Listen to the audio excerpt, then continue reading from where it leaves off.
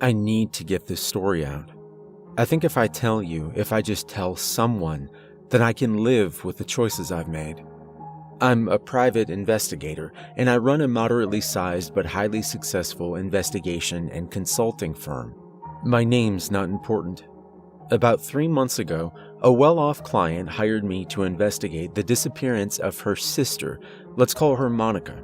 Monica was the kind of kid who would get into trouble because her parents always used their resources to get her right back out of it. And she carried that entitlement into adulthood. Most recently, after getting pulled over for a DUI and being caught holding more than a personal use quantity of some very illegal drugs in the process, Monica was forced into court-ordered treatment at an upscale psychiatric and substance abuse treatment facility called the Wasserman Center. After her mandatory treatment period was up, Monica called her family to let them know she was out and that she was taking a cab back to her apartment, evidently still disgruntled at the family's refusal to use their considerable money and influence to spare her from compulsory rehab. According to the driver, she asked to be let out downtown, saying she had an errand to run, and that was the last time anyone saw her. The police suspected she ran afoul of some of her own unsavory contacts, and her parents followed that line of inquiry, offering rewards for information and hiring private investigators. My client, though, had other suspicions. She said her sister sounded strange on the phone, her language stilted and toneless, where she was usually loud and extroverted to a fault. The cab driver, when questioned, told a similar story. None of the other investigation firms her family hired turned up anything concrete, but they did turn up rumors about the Wasserman Center, unethical experimental treatments, excessive secrecy, stuff out of the real-life horror studies of abusive mental hospitals in the early 20th century. The thing is, Wasserman also underwent regular inspections from state regulators and always passed with flying colors. There were no grounds for a police investigation, especially since Monica evidently left the center under her own power and in good health. Unfortunately, I didn't have any better luck with my own inquiries. My small but highly capable staff of ombudsmen and apprentice investigators was shut down at every turn by a bureaucratic wall of silence. But I didn't get where I am in this business by taking no for an answer. I got here by doing what other people wouldn't even consider. It turns out that it's relatively easy to get yourself committed. Pretending to be crazy in order to get locked up, after all, isn't exactly the kind of behavior people expect from a sane person. A 911 call using the right keywords to convince them I was a potential danger to myself and others was all it took to get myself picked up and sent off for a 72-hour evaluation. Contacts I'd cultivated in the police department and municipal government ensured that I was one of the limited number of psych cases from police processing who were sent to Wasserman for treatment. It's a private facility, but they contract to take a certain number of cases per month from the county as a sort of public service. Once on the inside, I was able to begin my investigation in earnest. I came in knowing it was a high-end facility that frequently catered to the rich and well-connected, but even I was surprised at how, nice the place seemed. It seemed that the center had a stated policy of cultivating a safe, nurturing environment for recovery and treatment by restricting the patients as little as possible, just enough to ensure their safety and that of the staff. This openness gave it a remarkably homey feel, and also meant that I was relatively free to move around the part of the complex where my small private room was located. I could also avail myself of the beautifully landscaped grounds that lower-risk patients were permitted to roam freely. There was, no doubt, a hidden perimeter of electronic surveillance and security personnel enclosing this park-like expanse as tightly as a razor-wire fence, but it was kept tactfully discreet from patients and visitors to the facility. Still, by my second day at Wasserman, I was beginning to think my client had sent me on a wild goose chase. I hadn't found any evidence of anything going on at the complex. There was only one place left to search: the secure wards, where supposedly high-risk patients were kept. I'd studied aerial photos of the campus. Google Earth can be a PI's best friend, and knew that, in some places, the parts of the grounds adjoining these wards were separated from the section I was allowed in by nothing more than a tall, dense hedge, which was difficult, but not impossible, for me to squeeze through unnoticed when the staff wasn't watching me too closely. What I found on the other side wasn't immediately shocking. A group of patients standing in 4 neat rows facing the same direction. At first I thought I just stumbled on some kind of organized group activity, but there was no member of the staff nearby, no one leading the class. I frowned and took a step forward. It being a bad idea to startle a patient in a mental hospital, I cautiously worked my way around the group and approached them so they'd see me in their peripheral vision before I got too close. "Hello?" I called to them, glancing around for any signs of nearby staff. They gave no response, continuing to stare straight ahead. Carefully, I approached one of the patients in the front row, an older man with just a fringe of white hair on his otherwise bald head. "Hi there," I said a little louder as I glanced around furtively. He slowly turned his head to face me, and as I saw his face, I recoiled in shock, a chill running down my spine. Hi," he replied, haltingly, blinking slightly puffy and discolored lids over unfocused eyes. I'd seen faces like that before, in photographs, when I was researching the history of abuse at mental health facilities in preparation for my investigation at Wasserman. The man had 2 black eyes, but not the kind you get in a fistfight.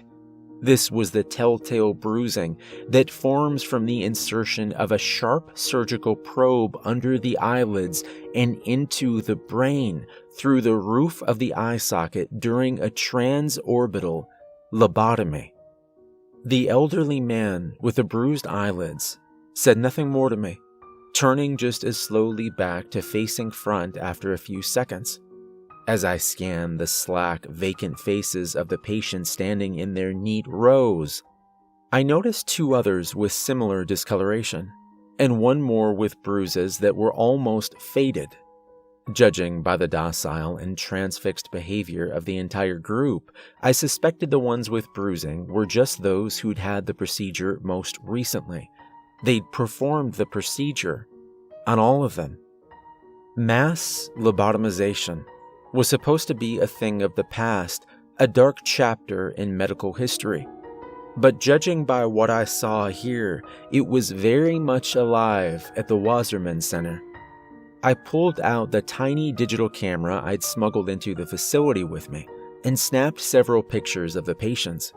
This was the evidence I needed. Sterling inspection record or not, I knew this would be enough to at least launch an investigation by the state medical board.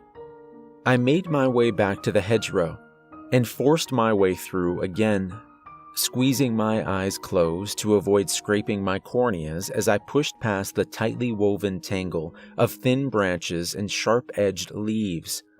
When I opened them on the other side, I froze. A short, older man in an ill-fitting brown suit faced me, a grim expression on his deeply lined face. I recognized his face from my research. Standing before me was Dr. Henry Wasserman, flanked by 2 burly hospital orderlies. He sighed heavily, his expression turning slightly sad. "I really wish you hadn't seen that." I didn't struggle when the 2 orderlies patted me down and relieved me of my contraband, the tiny camera, my lockpicks, and a few other compact items I'd smuggled into the asylum in the carefully hollowed-out soles of my shoes before grabbing hold of my arms and gently but insistently guiding me away across the green. I'm an investigator, not a kung fu master, and it was pretty clear that the doctor's grim, hulking minions were more than capable of manhandling me all the way to wherever I was going if I pushed my luck. As we walked, Dr. Wasserman casually showed me the compact syringe he carried with him and raised an eyebrow pointedly. I scowled back at him, but said nothing. I realized there was no point in trying to call for help or make a scene. For one thing, if he was willing to perform mass lobotomies on the patients in his care, it seemed plausible that he'd be willing to inject me with something a bit more permanent than a sedative. Even if it was just a tranquilizer, I rated my chances of getting out of this a lot higher if I remained conscious. "Please secure Mr. Bly in room N2 and keep an eye on the door. I'll be along to join you shortly." Wasserman ordered his goons as we re-entered the center through a small side door. Me and the two orderlies parted ways with the doctor and headed down a long, narrow corridor. I hadn't been in this part of the center, leading me to conclude that we must be in one of the secure wards I'd been unable to access earlier in my investigation. "Look, you don't have to do this," I murmured softly to the pair of giants clad in scrubs. "My name is Nelson Bly. I'm a private investigator. People at my firm know where I am, and if I'm still here after 72 hours, they're going to come looking for me. Your boss won't be able to cover this up. But look, if you help me..." "Please keep quiet, Mr. Bly. We're almost there," one of the thugs said, mildly. "I'm trying to help you," I hissed. "Listen, right now you're making yourself accessories to multiple felonies, but if... Ah!" I cried out in pain and stumbled slightly, as the other orderly tightened his grip on my arm to a surprisingly painful degree. The two didn't even break their stride, dragging me forward until I got my feet under me again. "Please keep quiet, Mr. Bly," the first orderly repeated, his voice still calm and professional. Since a broken arm wouldn't improve my rapidly diminishing options for escape, I walked between my stoic captors in angry silence until we reached a plain door with a simple plastic nameplate reading N2. They opened the door and brought me inside. It was just an empty, unlit room with 4 chairs and a table in one corner. The only unusual feature was a long curtain covering a window along the wall opposite the door, unless I was much mistaken in my understanding of the center's layout. This room shouldn't have an exterior wall. "Wait here," one of the captors added as he flicked on the lights in the room. Then he looked at me and pointedly added, "We'll be just outside." I snarled as the orderlies retreated and closed the door behind them. A jangling of keys followed by a sharp click told me that they locked it as well. I paced for a minute or two, looking around frantically for any potential means of escape.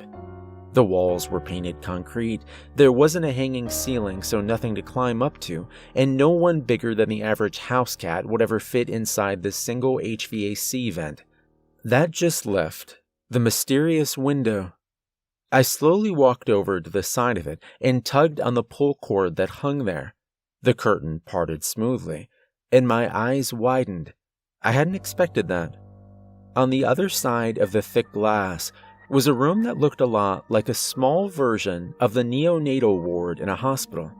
There were 4 bassinets in a neat row, each one accompanied by a medical chart affixed to the end, and 1 preemie incubator. At the end of the row, a woman dressed in the loose-fitted sweats that were the patient uniform at the Wasserman Center sat in a large armchair, smiling faintly down at the small bundle cradled in her arms.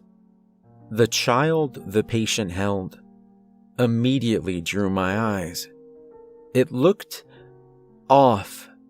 Its eyes were small in proportion to its head, which itself seemed misshapen, narrow at the top and broader in the jaw than an infant should be. The baby's nose was also sharply upturned, and its tiny ears seemed strangely flattened against the side of its head. I glanced at the other bassinets and drew in a breath, sharply. They were deformed as well, though in more pronounced ways than the child the woman held. I won't get into the details, but there were things deeply wrong with the children. God in heaven, I breathed. What the hell kind of experiments have these bastards been doing here? I turned my attention back to the adult female patient who held the oddly proportioned baby.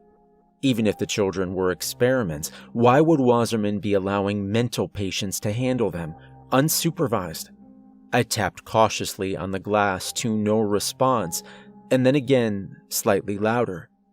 The woman heard it this time, and I realized two things as she slowly looked up from the child, glancing vacantly around the room. One, she clearly couldn't see me. The glass must have been a one-way mirror. And two, I recognized her. It was Monica, the woman whose sister sent me here to investigate. My guts clenched as I realized the patient's identity and what had been done to her.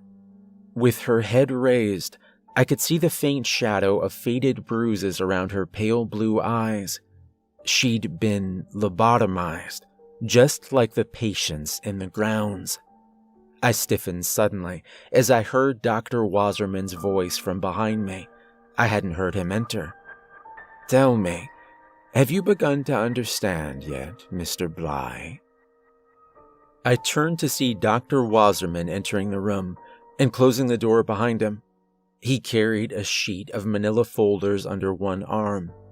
I understand that you're a sick son of a bitch, I snarled, taking a step towards the door, anger rising in me as I contemplated the deformed and mutilated children I'd seen through the viewing window. Calmly, he reached into the pocket of his rumpled suit and produced a compact, suppressed pistol. I'm here to have what I hope will be a civil conversation with you, Mr. Bly, but I've no intention of permitting you to physically attack me. Why don't you have a seat? I took a deep breath. I wasn't really interested in what this twisted bastard had to say for himself, but if I was going to survive this long enough to find an opportunity for escape, I needed to be smart. So I cautiously took a seat, keeping my eyes on my deceptively innocuous captor. Thank you, the doctor said politely and moved to the table. I see you have seen our neonatal facility, he said conversationally as he began laying the folders out on the table. What do you think? I think there's a special place in hell for people who hurt children, I growled. Wasserman sighed heavily as he continued arranging the folders on the tabletop. They looked like patient files, each one marked with a name. If there is such a place, I expect you are probably right. So why are you doing it? I snapped. Wasserman raised his eyebrows in surprise and then nodded slowly, as if coming to a new understanding. Ah, yes. You would think that, given what you've seen. But you misunderstand, Mr. Bly. I am not responsible for the suffering of the children in this ward. Yeah? Then who is? I retorted, skeptically. Why? He began, as he lowered himself into a chair across from me, keeping his pistol pointed in my direction. Their parents, of course. Their mothers, in particular. I frowned in confusion as Wasserman gestured to the viewing window. The children there are the children of the patients, women lost to substance abuse so completely that they could not moderate the feeding of their addiction even for the sake of their own children. He began to list their afflictions, ticking them off on his fingers one by one. His voice had an air of clinical detachment, but I could detect a note of suppressed anger beneath the surface. Syndactyly, severe cleft palate, a heart defect requiring surgical correction, all a direct result of the substances their mothers abused while pregnant with them. I was beginning to understand. The child Monica's holding in there, her son, Wasserman confirmed. Tanner has one of the worst cases of fetal alcohol syndrome our pediatric specialist has ever seen. The external, physical signs are quite evident, of course, but only time will tell us the full extent of his mental and physical impairments. But Monica is a special case. How so? I asked. The mothers of the other children were alcoholics or drug addicts. Monica, in truth, is neither. Her disease is something else entirely, Wasserman explained. Specifically, it is a disease of evil. You can't be serious, I replied. I am quite serious, Wasserman affirmed without missing a beat. You see, Mr. Bly, many years ago, when I was in medical school, I was part of a small, I guess you might call it, a study group. This group's particular interest was the philosophy of medicine, and it was there that I first heard a fellow student broach the subject of a theory he developed while studying epidemiology.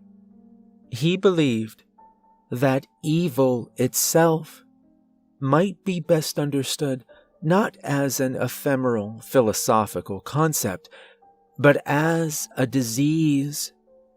I'm not sure I follow, I admitted cautiously. Evil, according to this theory, is a disease that spreads in a predictable fashion, the doctor explained, from person to person through acts of evil. You have doubtless heard, for example, of how most of those who abuse children were abused as children. It is as though they were infected by the very evil that victimized them, which grew and festered inside, and in time pushed them to pass on the infection to others. That is one example, but far from the only one. So what? That's your treatment? I asked, gesturing to the woman on the other side of the window, still staring in vacant contentment at her deformed baby. Someone's evil, so you scramble their brain, and that makes them good. No, the doctor replied, shaking his head. The power to make men good is something, I think, that will remain forever beyond the reach of medicine and psychiatry. What I do is not a cure. It is more a form of quarantine. I cannot cure them, but I can deprive them of the ability to spread their disease. Cut off the hand of a thief so he can't steal anymore. Is that it? I challenged.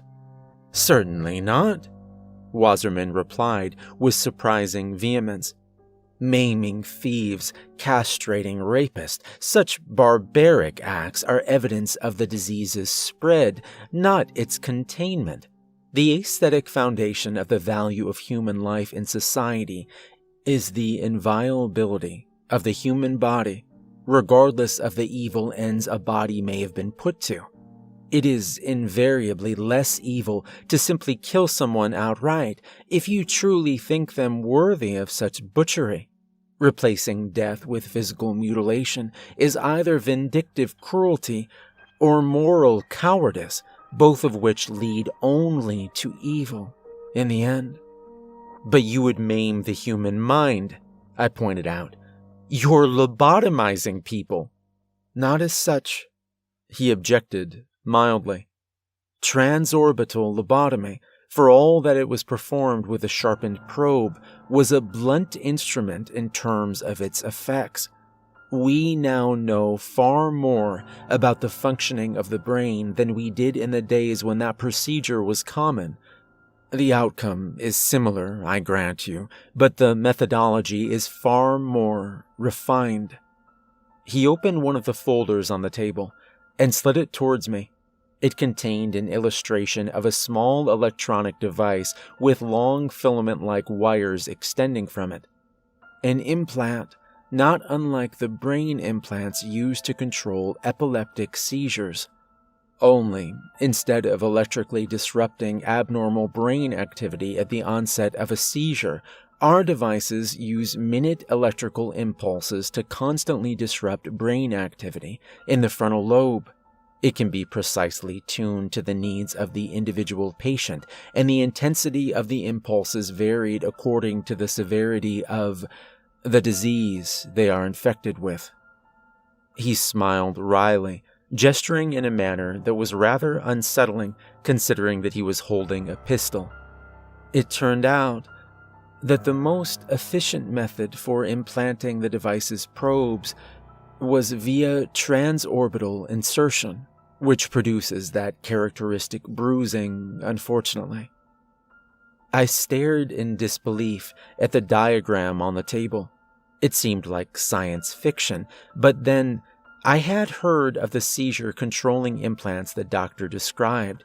That much was true, and in a way, it was easier to believe than the seemingly reasonable and conscientious little man seated across from me, regularly scrambling his patient's brains with an ice pick.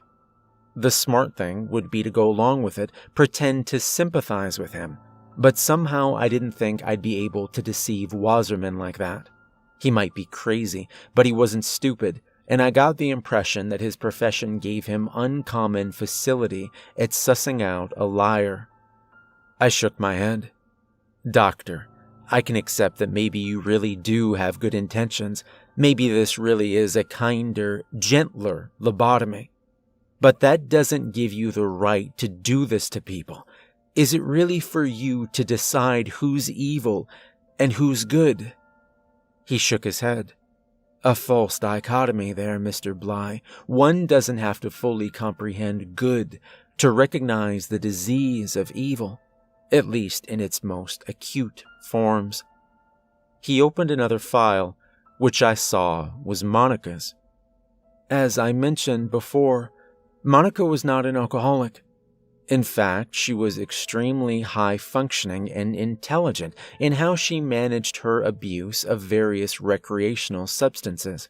She never took excessive doses and cycled between a wide array of different narcotics to avoid developing tolerances, which doesn't stop it from being self-destructive in the long term, much less an embarrassment to her wealthy parents.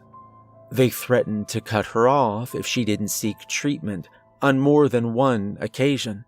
They also refused to use their influence to spare her from court-ordered rehab when she was arrested for a DUI while carrying a large quantity of illegal narcotics, which is, of course, how she first came into our care, Wasserman said as he scanned the file. I don't see how that. She knew that eventually her parents would have made good on their threats to separate her from the family fortune, and hence from the lifestyle she'd become accustomed to, Wasserman continued, cutting me off. As we learned from independent inquiries, as well as various discussions with the patient, which Monica naturally understood to be protected by doctor-patient confidentiality, she came up with what she regarded as the perfect solution to her problem.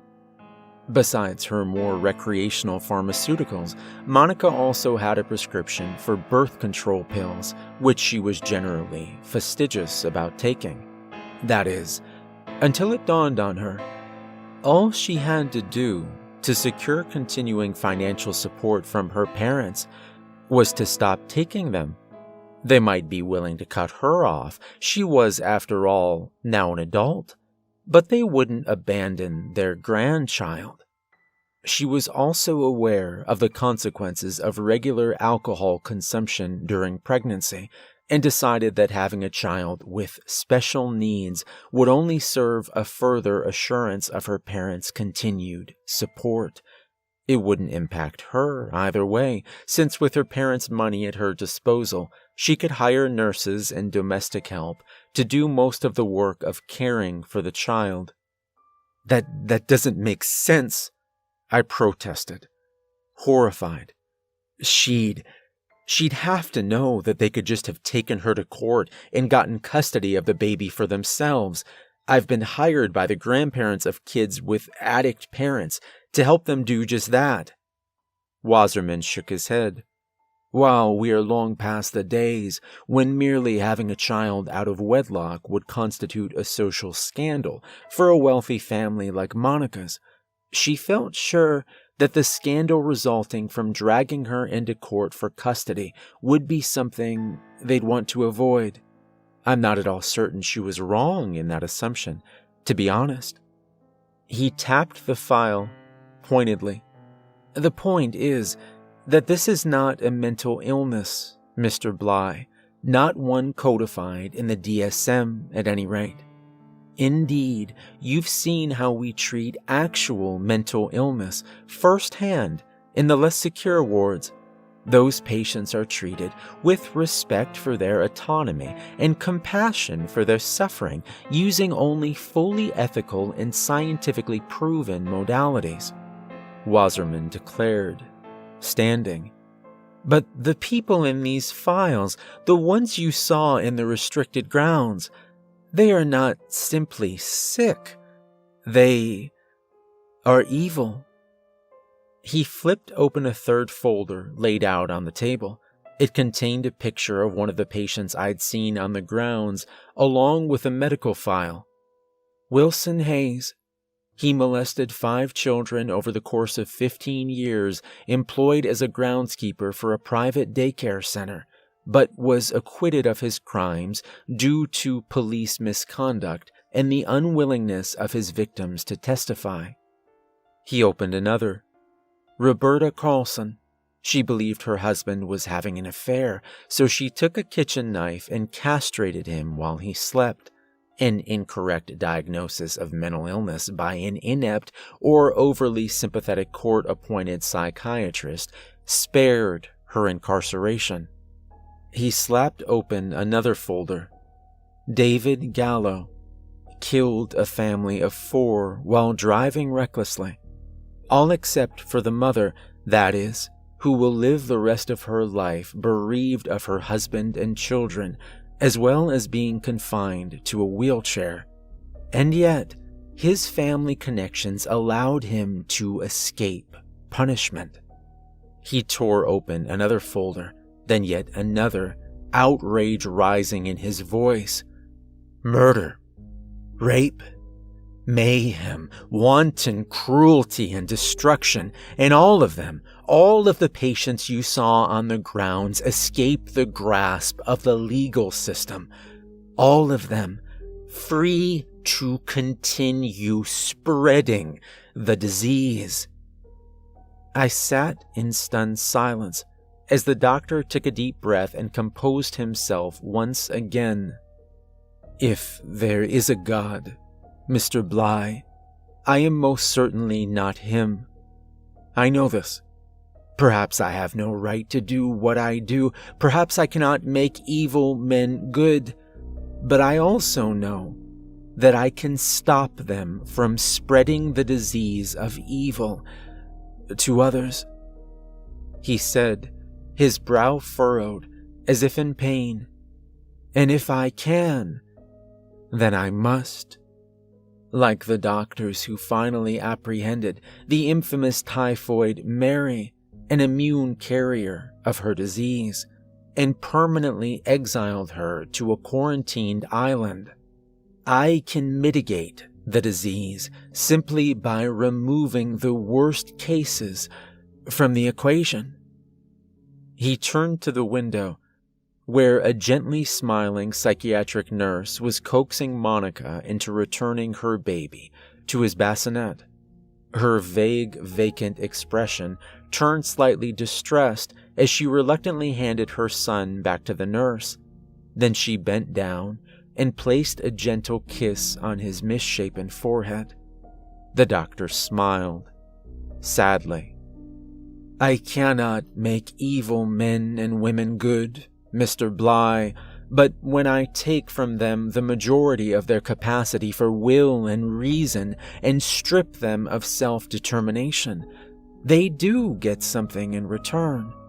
In most cases, it is simply a kind of peace, in that they can no longer hear the demons of their nature ceaselessly urging them to inflict their disease on new victims. In Monica's case, however, I like to think she has also gained something else, the capacity to love her child. I stood beside the doctor in silence for a long time, watching the nurse lead her compliant charge out of the neonatal unit before I spoke again.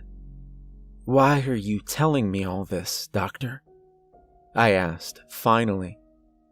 "Because," he sighed, "you, Mr. Bly, you are not like the men and women in those files. You are not infected, which means that, convenient though it might be for me, I cannot do to you what I've done to them, nor, indeed, can I kill you for the same reason.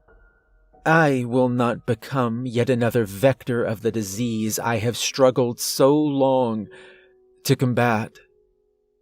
My mouth dropped open slightly as I processed what the doctor was saying. "Yes, you are free to go, though I'm afraid I will have to hang on to the memory card from your camera," he said, with a wry smile. Then, his expression turned serious again. "In spite of that, I don't doubt that knowing what you know, and with the skills and resources at your disposal, you will be able to create serious problems for the center." "Yes," I allowed, cautiously, "which is why I'm surprised you're just letting me go, to be honest." "As I said, I do not feel I have a right to do otherwise," Wasserman said. And then he reached out to tap pointedly on the table. "But when you leave this facility, Mr. Bly, when you are deciding what you will do next, I ask that you consider something. The procedure that has been performed on the people in these files is not necessarily irreversible, and in any case, their implants must be regularly recharged by induction in order to continue functioning. If this facility were to cease operation, if those confined here were to be rescued by the authorities, well, in time, they would regain their mental faculties and return to what they were before.